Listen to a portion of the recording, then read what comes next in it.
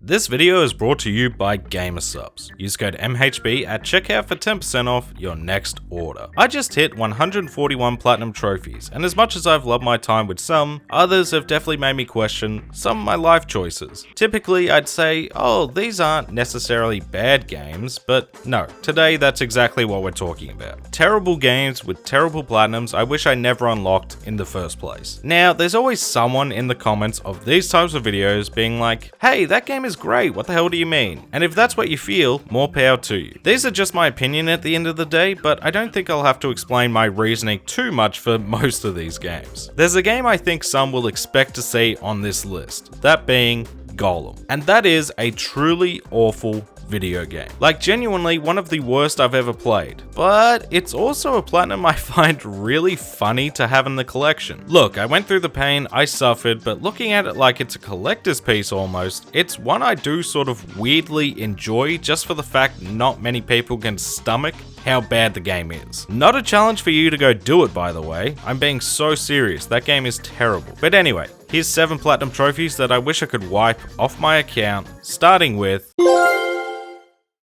The first few games in this video are actually all from my 30 platinums in 30 days video, which I think says a lot. I'd just gotten back into trophy hunting at the time, I didn't really know what I was doing, and I was just looking for some quick and easy platinums to get under my belt. Chicken Cart 2 was one such game, and I'll be honest, I bought it purely because I remember this stupid chicken's head on many a PS2 game, and I thought it would be a good laugh. I enjoy a good kart racer, it's a 3-hour platinum with nothing too strenuous. What could possibly go wrong? Well, turns out, and I know this will shock some of you, time is all relative. This definitely is a 3-hour platinum, make no mistake about it, but the game is so dreadful, it feels like an eternity. The controls are awful and the tracks feel lifeless, pretty important factors to a kart racer. I thought this would be a good meme platinum at the time, but looking back, I wish I never bothered with this terrible game. There's some bad games on this list, but Chicken Cart 2 is almost in a league of its own. It's not a fun game to play, it's not an impressive platinum to have, it's just one big mistake, and I truly hate looking at it every time I scroll through my trophies.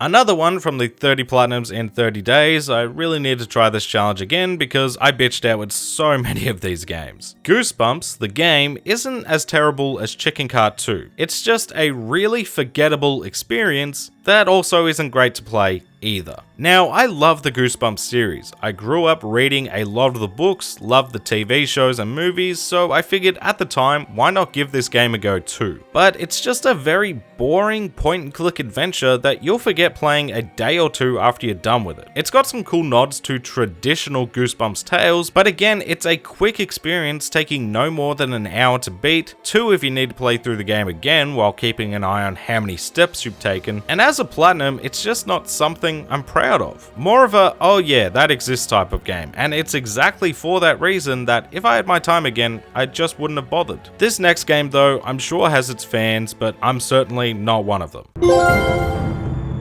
I have no problem with Telltale Games platinums. Yes, they're easy, most only needing you to beat the game and the platinum is yours. Some people lump these in with shovelware platinums. I'm not one of them because a lot of these games are truly top tier quality in terms of their stories. I have a few in my collection that I really enjoyed, Tales from the Borderlands being chief among them. However, the Game of Thrones game is one I just simply despise from beginning to end. Now to clarify, I'm not a big Game of Thrones fan to begin with. I've tried getting into it, I really have, and when it's great, it's great. But I just can't deal with all the assholes. That's really what it boils down to. The Cerseis, Joffreys, Ramsays, they all make me sick just watching them, and I struggled to get past it. So why did I play the Telltale game if I'm not a fan? I'm not really sure, to be honest. I think it was mainly because I hadn't experienced a bad Telltale game up to that point, so I thought if there was a studio to get me to enjoy the series, maybe it was this one. But yeah, that same issue arose pretty quickly in this game. It's just too much arsehole for me, and it's 10 hours of it to boot. It's also not a very stable game, at least it wasn't for me. It crashed, froze, lots of screen tearing and audio issues. It was just a bad time all around for me. Maybe if you're a Game of Thrones fan, it's more palatable, forgettable, but yeah, for me this is a telltale game I'd like to forget, but constantly am reminded of thanks to the platinum. But let's move on from the mistakes of the 30 platinums in 30 days challenge, because apparently I still haven't learnt my lesson with regrettably platinuming some real time wasters.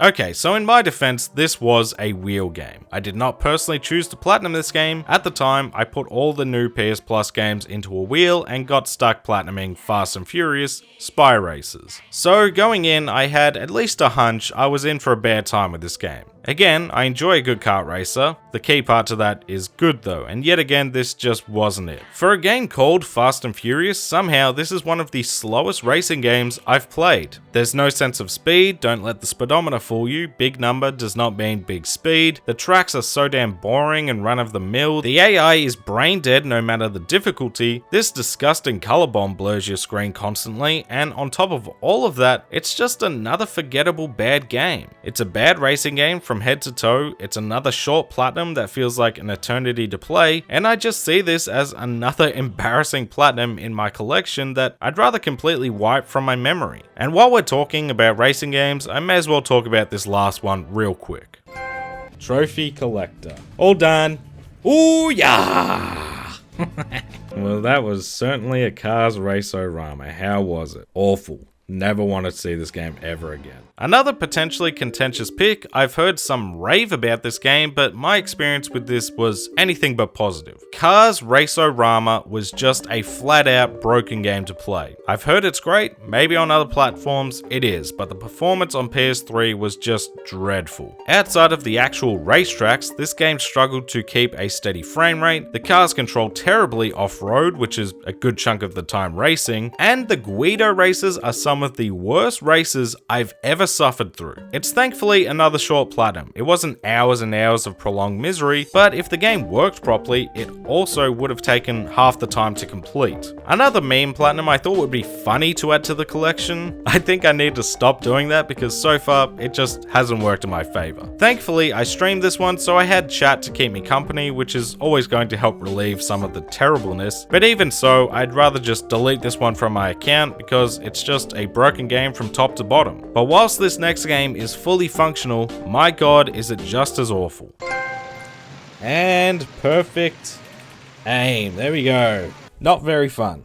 I had no clue what I was getting into when I picked this game up. As I've said before, I planned on releasing a video covering all the Toy Story Platinums, but sadly that never came to be, and a big reason for that is games like this. On the surface, I thought this was carnival games, just with a Toy Story twist. But no, this is 3 hours of different shooting gallery mini-games. There's no variety, there's no reprieve, it's just shoot the target, get as many points as you can for the level, and move on to the next, which has you doing the exact same thing. I mean, there's not really much more to say about it, and that was the problem I had when trying to talk about it for a video. It's just such a nothing burger of a game, and to top it all off, set me back a good $75 to boot, so I got scammed on top of all of it. This is a real example of how long can you make 3 hours feel, because when all you're doing is shooting targets, 3 hours feels like a hell of a lot longer than that, and all for a platinum that at the end of the day, again, I couldn't care less about. But all of these games I've just spoken on, if nothing else, at least weren't overly time consuming. 10 hours at most, even if they felt a lot longer than that. This final game though genuinely was just a time sink that wasn't worth it at all in the end. In the beginning of the end.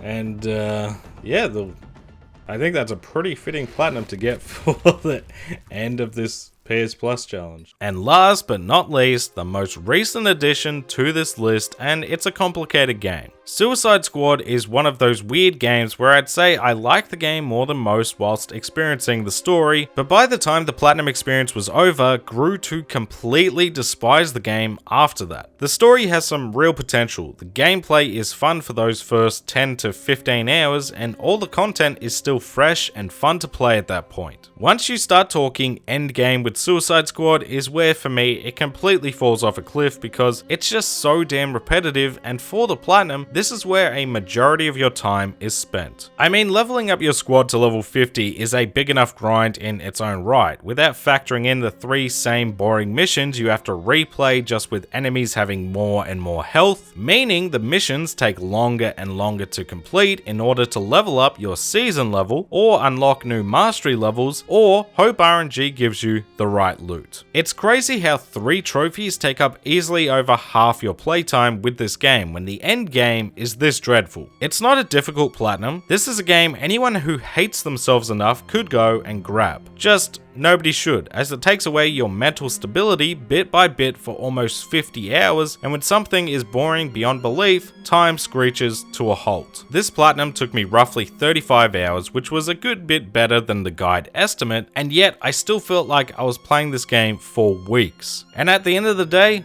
was it worth it? Hell no. It's a platinum I don't really care to own. It just brings back terrible memories, and I'd rather just get my time back, which is the case for every one of these games. Just none of them took nearly as long as this terrible game.